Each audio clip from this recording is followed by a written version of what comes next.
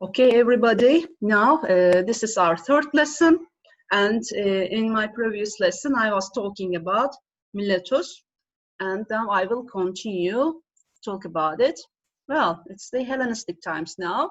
In the Hellenistic times, this city reached its greatest extent and occupying within its walls an area of approximately 90 acres, and it was known as one of the major commercial cities of Ionia and as a center of art also.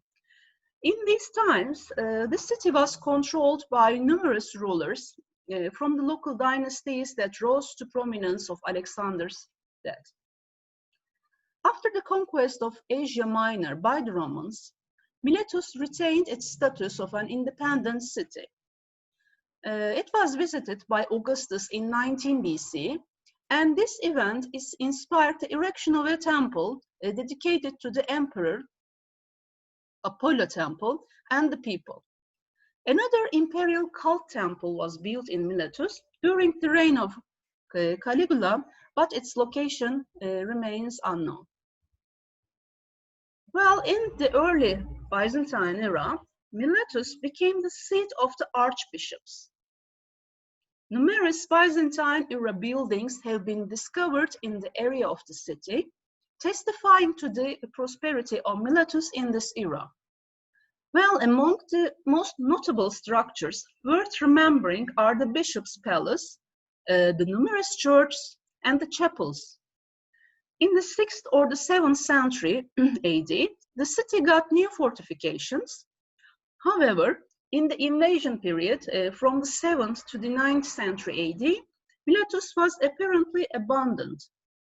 Well, the early Byzantine walls fell into ruin, and the reasons for the collapse of the city are not clear. It could be the consequence of the Arab raids and the long process of ruralization of Asia Minor. While the countryside continued to prosper, the urban center of Miletus was abandoned and its ancient name completely forgotten. The Middle Byzantine period lasted from the 10th century until the arrival of the Turkish tribes. In this period, a small castle called La Palatia was built on a hill towering above the city in order to defend against the Turks. This new fortified settlement had no relation to ancient Miletus, and only its name referred to the monumental ruins of Greco-Roman city below it. The Turks conquered Miletus in the 13th century and used it as the main harbor and trading port for the Seljuk Emirate of Menteşe.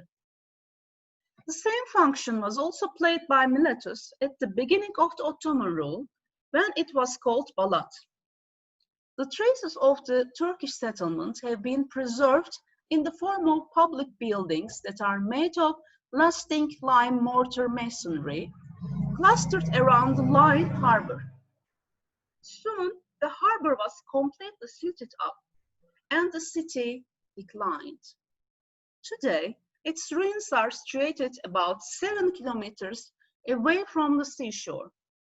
The Turkish village was relocated to the south and called Yeni Balat after the great earthquake of 1955. Well, the exhibits unearthed during the excavations in Miletus are scattered across numerous museums. One of the most interesting objects, which is the market gate, was transported in pieces to Germany and reconstructed in the Pergamon Museum in Berlin. In Turkey, the finds from Miletus are on display in the local museum in Miletus, but also in archaeological museums in Izmir and Istanbul also. Okay. If you want to take a tour in Miletus, before the tour, you should realize that in the ancient times, this city was situated on a peninsula, extended far into the waters of the Latvian Gulf. The ruins of Miletus cover an extensive area, but the lower areas are frequently flooded by the river, making the tour difficult or even impossible.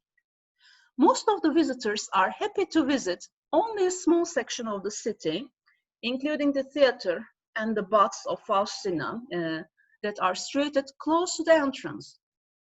However, there is much more to see in Miletus, and the visitors are encouraged to explore the ruins if the water level is low. The largest and best preserved monument of Miletus is the Great Theatre that welcomes the travelers coming to see the ruins of the ancient city. In Hellenistic times, sorry, the theatre was rebuilt 4 times, but it could accommodate only 3,500 spectators. The theatre was built in the 4th century BC again, and then enlarged in the Hellenistic period. The Romans greatly extended the theatre again, so that it could sit as many as 15,000 people this time. The 2-story skin with a luxurious facade was erected of colorful marble. The orchestra was covered with red marble slabs and turned into an arena for gladiatorial fights. This structure preserved to present day, and it is 140 meters wide and 30 meters high. The theater stood on the seafront and overlooked a beautiful panorama. The spectators could see the theater harbor in front of them and the West Agora across the water also. Nowadays, the theater harbor area is scattered with ancient architectural remains. There is also the building of the Selçuk era caravanserai there, serving today as a restaurant for the visitors of Miletus. And this is the end of the Miletus. And now I would like to talk about something else. And now I would like to talk about Sardis, okay? Sardis, as you know, the capital of Lydia, and it's an important ancient city, which is located in Manisa province in western Turkey. Its strategic location made it a central point connecting the interior of Anatolia to the Aegean coast. During its history, control of Sardis changed many times, but it always kept a high status among cities. Well, around 612 BC, the greatest city in the world at that time, Nineveh, was besieged and sacked by an allied army of Persians, Medes, rebelling Chaldeans, and Babylonians, putting an end to the Assyrian Empire. This event shaped a new political map.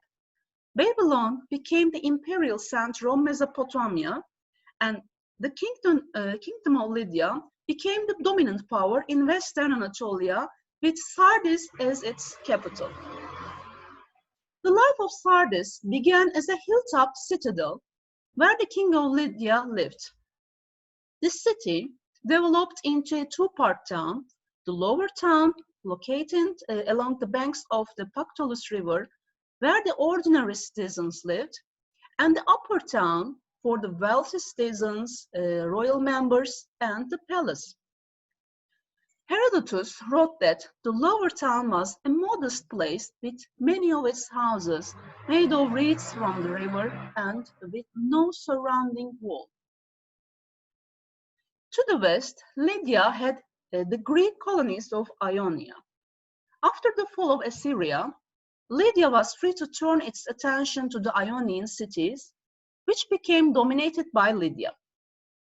Lydian rulers, however, admired the Greeks and treated the Ionian cities leniently. Moreover, Croesus, the last Lydian king, even paid for the construction of the Temple of Artemis, which became one of the 7 wonders of the ancient world. Thus, the Ionian coast city-states and the Lydians remained on peaceful terms with very tight cultural and commercial relations. Sardis was a center for the traffic of goods and ideas between Mesopotamia and the Greek Ionian settlements, a crossroads of trade, and an ideal meeting point for the exchange of ideas, beliefs, customs, knowledge, and new insights. Well, when the Cyrus II, king of Persia, invaded Sardis in 547 BC, it became obvious that the lack of a defensive wall protecting the lower city was not a really wise choice.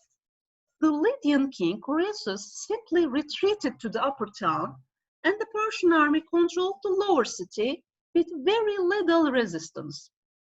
The Persian army finally found an unguarded spot in the citadel's defenses, and Sardis came under Persian control totally, upper and lower cities both, for the next 2 centuries.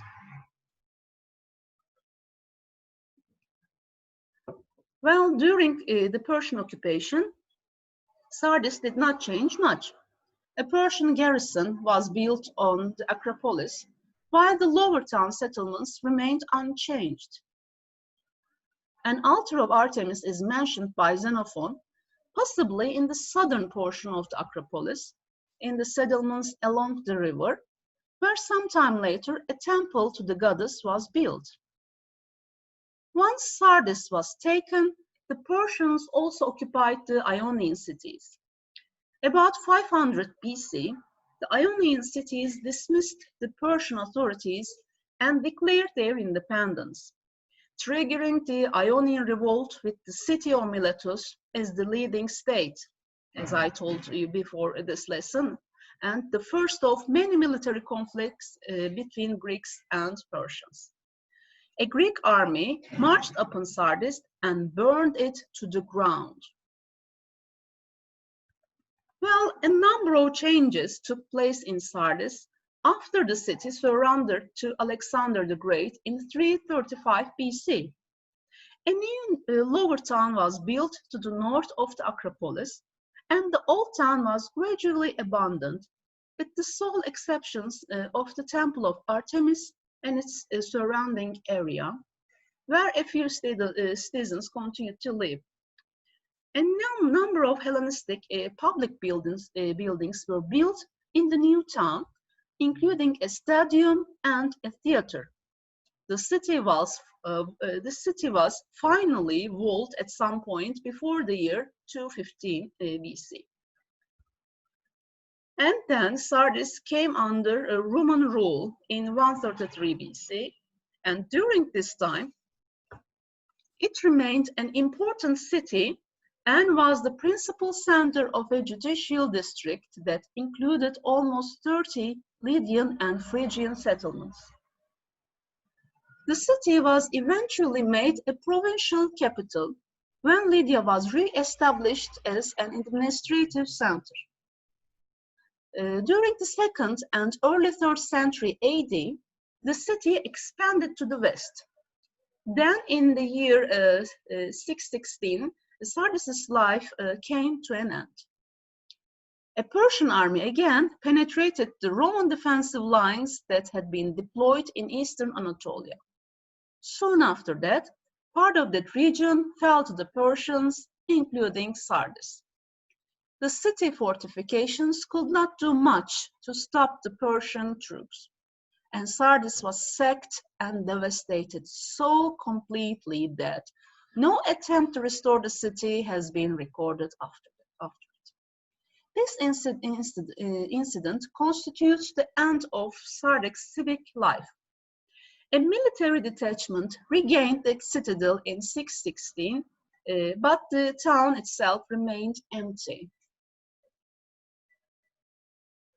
Well, since 1958, the universities of Harvard and Cornell have been performing annual excavations at Sardis. As part of these works, Sardis' gymnasium has been restored, and the synagogue was discovered in 1962, a building measuring over 91.4 meters in length. Some of the important finds from the archaeological site of Sardis are kept in the Archaeological Museum of Manisa in Turkey, including many Roman mosaics and sculptures and pottery from different periods in the history of the city.